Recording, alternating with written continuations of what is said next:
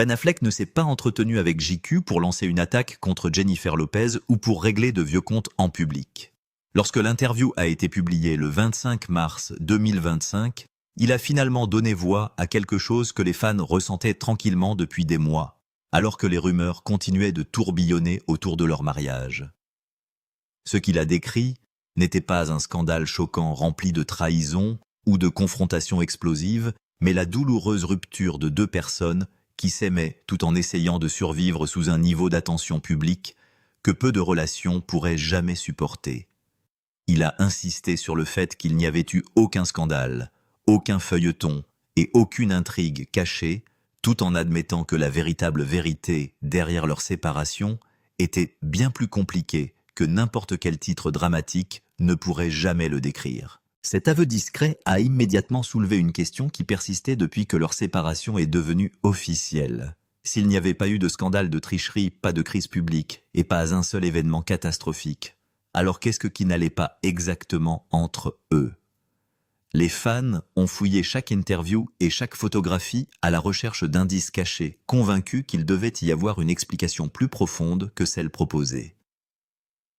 En fin de compte, Affleck a répondu à cette question non pas par des accusations ou de l'amertume, mais par une simple métaphore qui révélait bien plus qu'une confession émotionnelle ne pourrait jamais le faire. Le récit public entourant le deuxième divorce de Ben Affleck le dépeint souvent comme quelqu'un aveuglé par des circonstances indépendantes de sa volonté, comme s'il avait été entraîné dans le chaos sans avertissement.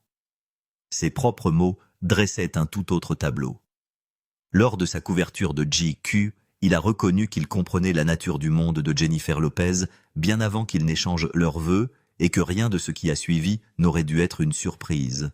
Plutôt que de se présenter comme une victime, il a accepté la responsabilité des choix qu'il avait volontairement faits.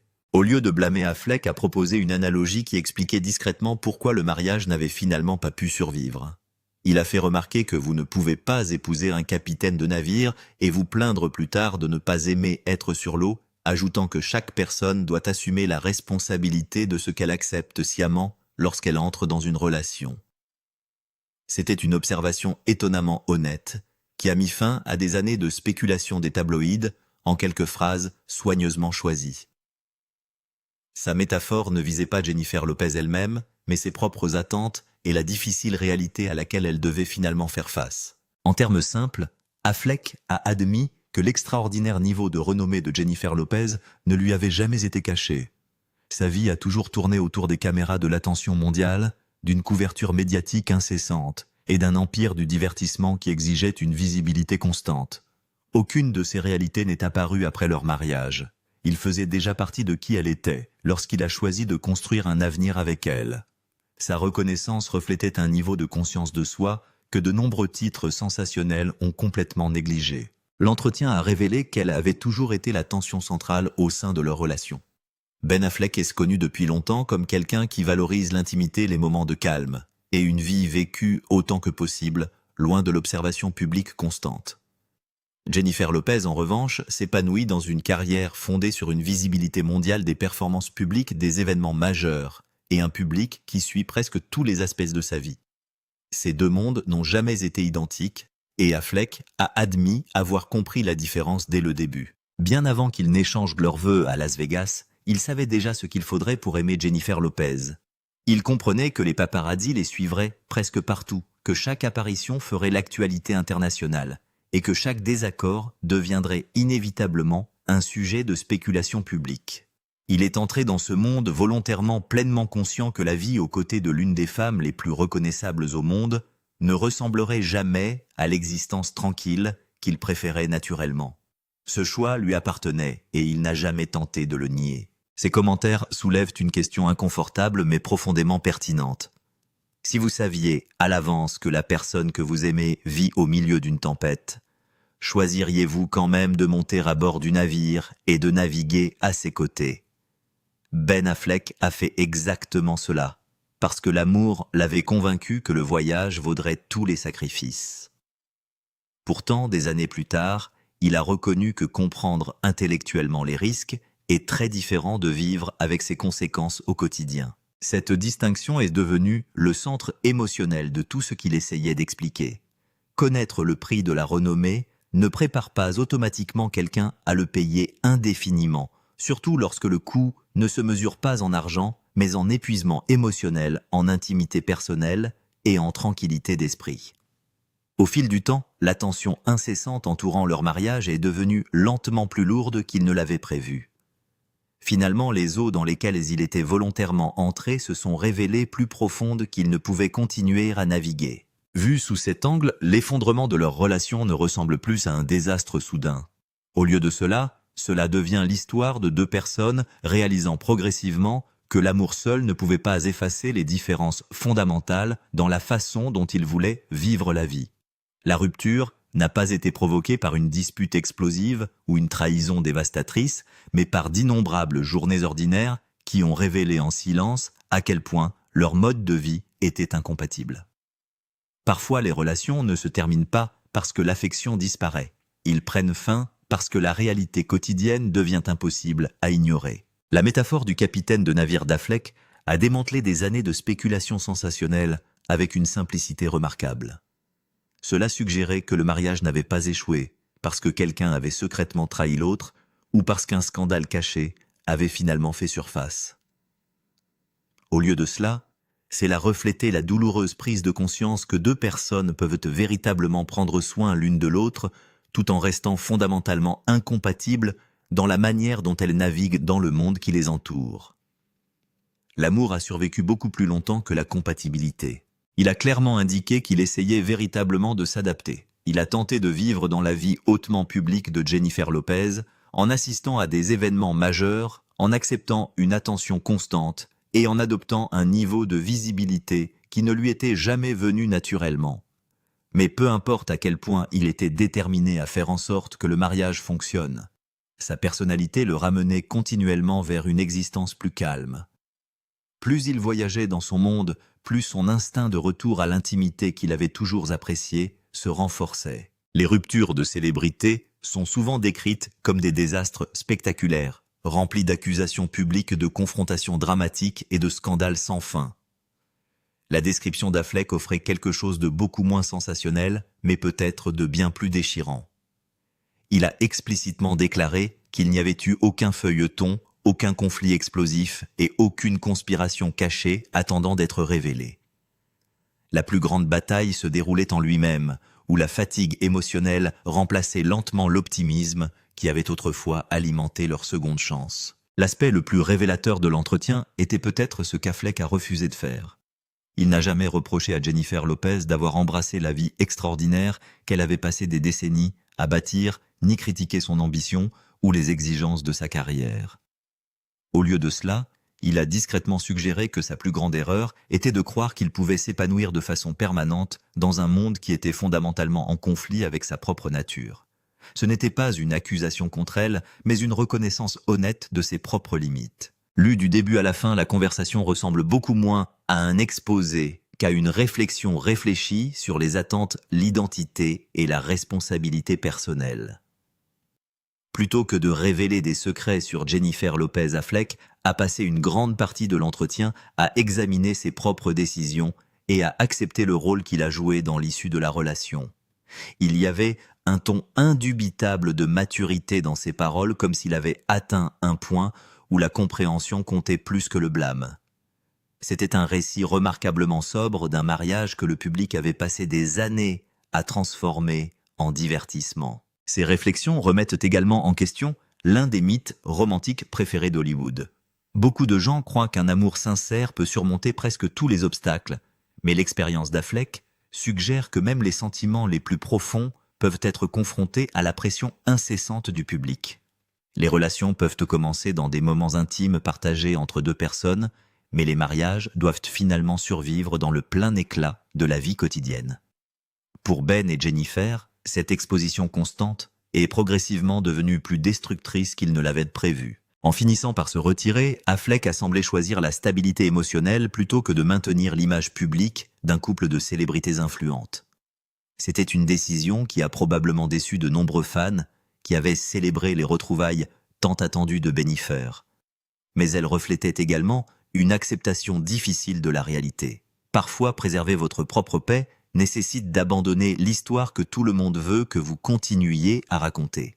Cette décision discrète a peut-être été la déclaration la plus honnête qu'il ait faite tout au long de l'entretien. Pourtant, son aveu sur le tempérament n'était qu'un élément d'une histoire bien plus vaste. La chronologie entourant la fin de leur mariage suggère que cette prise de conscience s'est déroulée progressivement, plutôt que d'arriver en un seul moment dramatique. Chaque apparition publique, chaque période de silence et chaque étape juridique soigneusement planifiée laissaient entendre qu'ils avaient tous deux traité l'inévitable bien avant que le monde n'apprenne officiellement que le mariage était terminé. Une date particulière aurait finalement plus de sens que presque tout ce que l'un ou l'autre aurait jamais dit à haute voix. La signification du 20 août n'a pas été expliquée par une interview ou un discours émouvant. Au lieu de cela, il figurait dans un dossier judiciaire qui parlait avec une précision remarquable sans dire un seul mot inutile. Lorsque Jennifer Lopez a officiellement demandé à la Cour supérieure du comté de Los Angeles de dissoudre son mariage, la date qu'elle a choisie a immédiatement attiré l'attention. Il s'agissait d'un document juridique, mais il avait également une valeur symbolique indubitable. Selon des informations judiciaires confirmées, Jennifer Lopez a demandé le divorce le 20 août 2024, exactement 2 ans après la somptueuse célébration de mariage que le couple a organisée en Géorgie après leur cérémonie intime à Las Vegas. Ce moment s'est immédiatement démarqué, car les anniversaires célèbrent traditionnellement l'engagement, le renouveau et l'amour durable. Le choix de cette date exacte pour mettre légalement fin au mariage a transformé ce qui aurait pu être un simple dépôt juridique en une déclaration publique profondément personnelle. Le symbolisme était impossible à ignorer. Il est difficile de croire qu'un tel moment soit le fruit du hasard. Le dépôt du dossier à l'occasion du 2e anniversaire de leur célèbre mariage suggérait une réflexion approfondie plutôt qu'une commodité administrative. Au lieu de permettre que cette date reste à jamais associée à l'une des retrouvailles les plus célèbres d'Hollywood, Lopez l'a définitivement attachée à la conclusion de ce chapitre. L'anniversaire cesse d'être une célébration et devient le marqueur officiel d'une fin. Les documents judiciaires ont révélé un autre détail qui a rendu la chronologie encore plus révélatrice. Ils ont identifié le 26 avril 2024 comme date officielle de la séparation, indiquant que le mariage avait effectivement pris fin des mois avant que les documents juridiques n'atteignent le palais de justice. Depuis près de 4 mois, la relation était déjà terminée, tandis que le monde extérieur continuait de spéculer sur ce qui se passait à huis clos. En attendant leur anniversaire pour déposer leur dossier, Lopez a transformé le timing en une partie du message. Tout au long de l'été, les rumeurs se sont intensifiées, à mesure que les photographes ont documenté des apparitions séparées des événements manqués et des spéculations croissantes sur l'état de leur mariage. Aucune des deux parties n'a confirmé publiquement ce qui était déjà devenu réalité, permettant ainsi à d'innombrables théories de circuler sans clarification directe. Puis le jour même de l'anniversaire, le dossier est arrivé et a répondu à toutes les questions en suspens avec une finalité remarquable. Ce qui aurait pu être une paperasse juridique de routine est soudainement devenu le dernier chapitre définitif de l'histoire de Jennifer. La décision a naturellement suscité des discussions sans fin parmi les fans et les commentateurs. La demande de divorce le jour d'un anniversaire de mariage n'était-elle qu'une coïncidence créée par les calendriers légaux ou s'agissait-il d'une déclaration finale sur une relation qui avait atteint sa conclusion inévitable ? Pour de nombreux observateurs, cela ressemblait à la fermeture du rideau sur une romance qui avait autrefois captivé le monde du divertissement tout entier.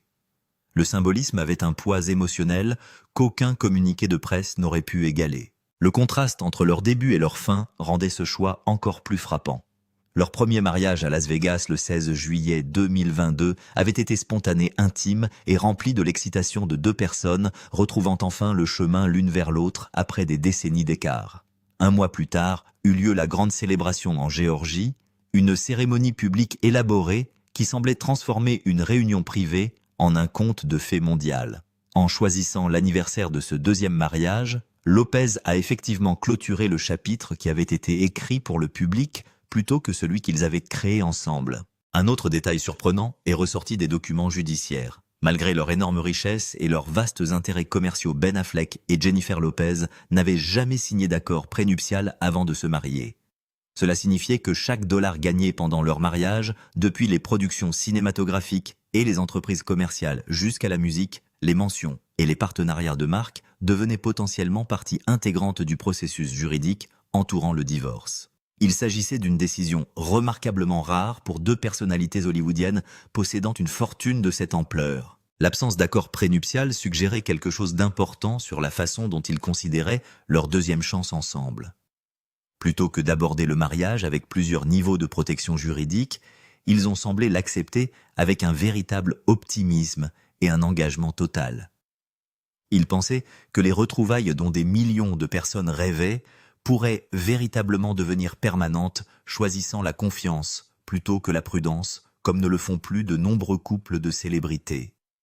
En ce sens, tous deux ont investi émotionnellement et financièrement dans la conviction que cette histoire d'amour durerait enfin. Lorsque la réalité s'est avérée contraire, la fin s'est déroulée avec une précision frappante.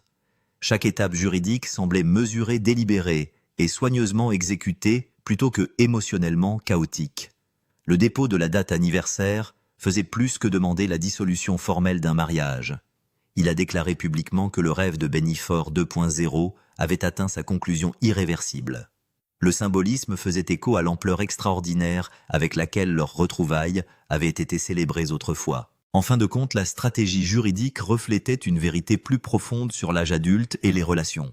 La nostalgie peut rouvrir de vieilles portes, mais elle ne peut pas automatiquement réparer les différences structurelles que le temps a créées entre deux personnes. L'espoir que l'amour seul puisse surmonter les modes de vie conflictuels, l'attention publique incessante et les besoins personnels incompatibles a progressivement cédé la place aux réalités de la vie quotidienne. Ce qui semblait autrefois destiné à devenir la plus grande romance de la seconde chance d'Hollywood est devenu un autre rappel que même les émotions les plus fortes ne peuvent effacer l'incompatibilité fondamentale. En choisissant cette date particulière, Jennifer Lopez a effectivement repris le contrôle du récit entourant leur relation. Leur anniversaire ne symboliserait plus les retrouvailles triomphales qui ont captivé des millions de personnes à travers le monde, mais marquerait à jamais le jour où l'illusion prendrait officiellement fin. La métaphore du capitaine de navire de Ben Affleck expliquait pourquoi il pensait que le voyage ne pouvait pas continuer, mais il n'était pas la première personne à reconnaître que le voyage avait déjà atteint sa destination. Quelques mois avant son interview, Jennifer Lopez avait commencé à révéler à sa manière ce qui se passe lorsque même l'histoire d'amour la plus célèbre finit par manquer d'eau pour naviguer. Quelques mois avant que Ben ne parle à GQ, Jennifer Lopez avait déjà admis que la séparation n'avait pas seulement fait mal. Cela a détruit son sens de la réalité. Lorsque son profil dans Interview Magazine est tombé le 9 octobre 2024, le public a enfin pu constater les dommages collatéraux de la rupture de la part de celui qui l'a vécu. S'adressant directement à la comédienne Nikki Glaser Lopez, a contourné les filtres habituels des relations publiques pour livrer une confession remarquablement crue. Selon un rapport détaillé de Today, Lopez a explicitement déclaré que tout son monde avait explosé pendant l'été de sa séparation, décrivant toute cette expérience comme probablement la période la plus difficile de sa vie. Il ne s'agissait pas d'un communiqué de presse calculé. C'était un aveu viscéral que la mort subite de son mariage avait complètement ébranlé ses fondations. Ce jugement public fournit le contexte nécessaire à la métaphore du capitaine de navire que Ben déploierait des mois plus tard.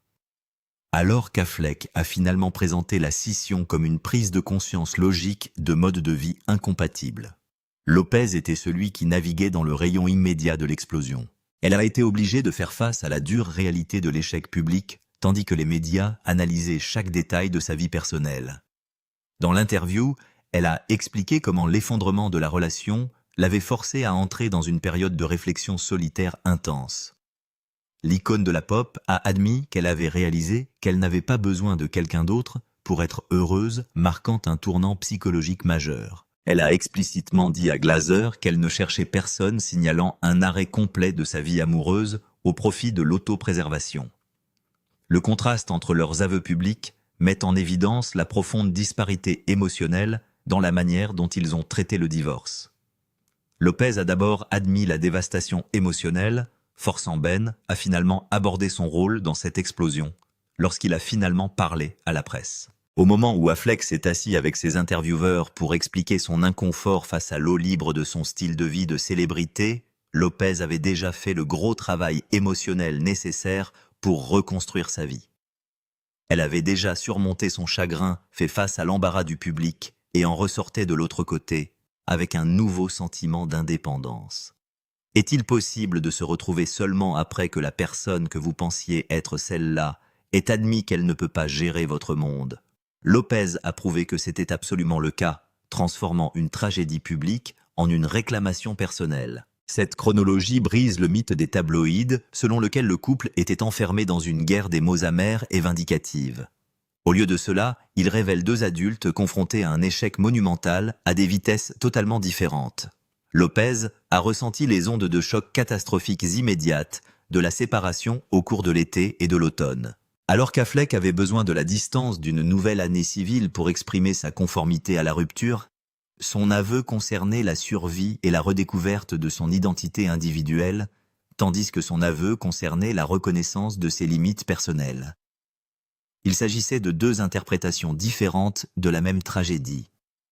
La véritable tragédie de Bennifer 2.0 est que ce qui les a réunis à nouveau, la grande ampleur cinématographique de leur romance, est exactement ce qui a rendu les retombées si dévastatrices pour elle. Lorsque vous construisez une relation devant le monde entier, l'effondrement se produit également devant le monde entier.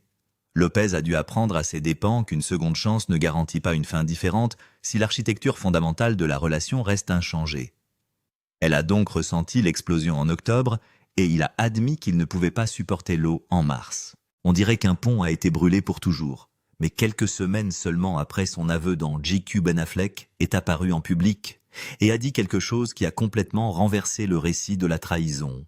Était-ce un mensonge ou un nouveau type d'aveu, l'aveu spectaculaire? 3 semaines seulement après avoir admis qu'il ne supportait pas d'être marié à un capitaine de navire. Ben Affleck était sur le tapis rouge et a admis qu'elle était toujours aussi spectaculaire. Le public s'attendait à une confrontation tendue ou à un silence froid lorsque l'acteur s'est finalement présenté pour son premier événement majeur dans l'industrie après son interview. Au lieu de cela, lors de la campagne promotionnelle de The Accountant, dont la première aura lieu en avril 2025, Affleck a complètement pris les médias au dépourvu. Selon un rapport sur le tapis rouge publié par Yahoo Entertainment, Affleck s'est éloigné de la logistique juridique et a explicitement déclaré que Jennifer Lopez était spectaculaire, ajoutant qu'elle était formidable avec ses enfants et entretenait une excellente relation continue avec eux. Cette chaleur soudaine n'était pas en contradiction avec ses déclarations précédentes. C'était la pièce manquante du puzzle. Cet éloge sur le tapis rouge met en évidence la réalité complexe derrière leur séparation très médiatisée. Affleck n'admettait pas qu'il détestait son ex-femme, et il ne revenait pas non plus sur les problèmes structurels qui les séparaient. Il admettait qu'il aime la personne, mais qu'il ne peut tout simplement pas gérer le personnage plus grand que nature qui l'entoure. L'événement lui-même a servi de témoignage visuel de cet équilibre délicat, puisque les 5 enfants de leur famille recomposée étaient présents pour soutenir le projet. En se présentant ensemble, la famille a prouvé que le divorce n'avait pas brisé leur lien personnel. Ce récit sur le tapis rouge a effectivement inversé le scénario de l'autopsie standard d'Hollywood. En choisissant le respect plutôt que la récrimination, il a prouvé qu'un mariage raté n'exige pas la destruction totale d'un écosystème familial. Cela nécessite de la maturité, une stricte application des limites et un refus total de fournir de nouvelles munitions aux tabloïds.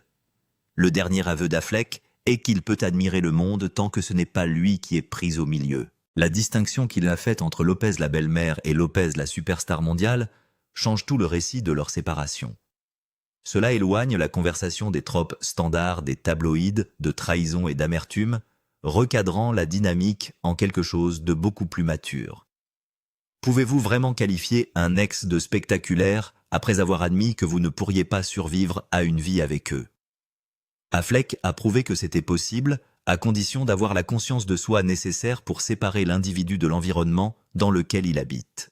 Il a reconnu son impact sur la vie de ses enfants comme quelque chose de totalement distinct des frictions conjugales qui les ont conduits devant la Cour supérieure du comté de Los Angeles. La première citation était un effort délibéré pour protéger cette cellule familiale du cirque médiatique en cours. Cette démonstration publique de grâce redéfinit effectivement à quoi ressemble une fin hollywoodienne réussie. Le mariage a échoué, mais la transition vers une dynamique de coparentalité fonctionnelle et protectrice a réussi. Il montrait un acteur qui avait enfin trouvé sa place après des mois d'intense surveillance publique, restant ferme dans son respect pour son ancien partenaire, tout en maintenant ses propres limites. Il n'avait pas besoin de la rabaisser pour justifier son abandon de relation. En la félicitant publiquement tout en tenant bon sur la séparation, Affleck a réussi à désarmer complètement la machine à clickbait. Il a mis fin aux rumeurs en refusant de jouer le méchant ou de la choisir comme telle. Il s'agissait d'un cours magistral sur le contrôle des dégâts des célébrités modernes, transformant ce qui aurait pu être une conférence de presse hostile en une célébration de la résilience familiale. Il a tracé une ligne nette entre le mariage public et la famille privée, garantissant que les enfants restent protégés.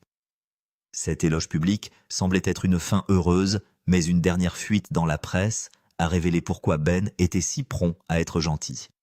Il s'avère que l'interview de GQ n'était pas qu'une simple discussion. C'était une sortie stratégique. Pourquoi Ben Affleck a-t-il officiellement fini de parler de J.Lo la sortie finale? L'aveu le plus important de tous est qu'il n'y aura plus d'admission. Pendant plus d'1 an, le public a regardé une machine médiatique implacable, décortiquer chaque regard, chaque dossier judiciaire et chaque fuite de rumeurs concernant l'effondrement de Bennefer 2.0. Mais alors que l'industrie du clickbait se préparait pour une nouvelle saison de spéculation, une limite définitive a été tracée. Selon un initié de l'industrie parlant au magazine People et rapporté par Ola, le profil GQ détaillé de l'acteur a été spécialement conçu comme une approbation finale permanente. La source a confirmé que toute l'histoire consistait à purifier l'air une dernière fois et qu'Affleck avait maintenant officiellement fini de parler de J.Lo. Ce n'était pas une mise à jour fortuite, c'était une argumentation finale calculée. Quand on regarde l'ensemble des preuves de leur séparation, la logique stratégique de cette sortie finale devient tout à fait claire. L'ensemble de l'arc narratif révèle 2 personnes essayant de reprendre le contrôle d'une histoire qui menaçait de les consumer. Tout d'abord, Affleck a admis qu'il ne pouvait pas gérer l'eau libre de son immense projecteur mondial, reconnaissant que son tempérament n'était pas construit pour ce niveau d'exposition. Des mois plus tard, Lopez a admis le rayon d'émotion catastrophique de cette réalisation, laissant au public voir que son monde entier a explosé lorsque le rêve s'est effondré. Enfin, les 2 parties ont profité du tapis rouge pour admettre une suite cordiale et protectrice entièrement conçue pour abriter leurs 5 enfants mélangés. L'interview d'Affleck dans JQ était un aveu final, calculé destiné à clore le livre sur une relation qu'il a admis n'avoir jamais été conçue pour entretenir. Cela nous amène à l'élément humain le plus fondamental de toute la saga. La source interne a clairement indiqué que même si Affleck s'éloignait du micro, il n'était pas fier que leur mariage n'ait pas fonctionné. Il n'y a ni triomphe ni justification dans son silence. C'est un aveu discret de défaite dans la bataille contre les paparazzis et de l'impossibilité logistique de maintenir une relation normale dans un bocal médiatique. Au lieu de mener une bataille perdue d'avance contre le discours public, il a choisi de canaliser son énergie ailleurs, en se concentrant entièrement sur ses enfants et son travail. Purifier l'air une dernière fois est-il vraiment la fin de l'histoire à Hollywood? En termes de commentaires officiels, Affleck s'est assuré que c'était le cas. Ce pivot final prive effectivement l'écosystème des tabloïds du carburant dont il a besoin pour continuer à fonctionner. En exprimant clairement son point de vue, en validant le caractère de son ex-femme, puis en fermant fermement la porte derrière lui, il ne laisse aucune place à d'autres manipulations ou à une controverse fabriquée. Le silence qui suit n'est pas celui de la colère, c'est tout simplement absolu. C'est l'action d'un homme qui a réalisé que la seule façon de gagner un jeu qui vous épuise est d'arrêter de jouer ensemble. Il descendit du navire, s'éloigna de l'eau et trouva finalement le terrain tranquille qu'il recherchait depuis toujours. Ben Affleck a finalement admis qu'il ne pouvait pas supporter l'eau et Jennifer Lopez a admis que son monde avait explosé quand il est parti. Le dossier est désormais complet et la ligne directrice est claire. Ben Affleck a finalement admis ce que nous soupçonnions tous. Il connaissait les risques d'épouser un capitaine de navire comme Jennifer Lopez, mais ne pouvait pas supporter l'eau. De la cérémonie d'anniversaire aux éloges sur le tapis rouge, il est admis que l'amour était réel, mais que les projecteurs étaient mortels. Ben avait-il eu raison de s'en aller ? Ou aurait-il dû apprendre à nager? Dites-nous quel moment de Bennefer a été selon vous le véritable tournant.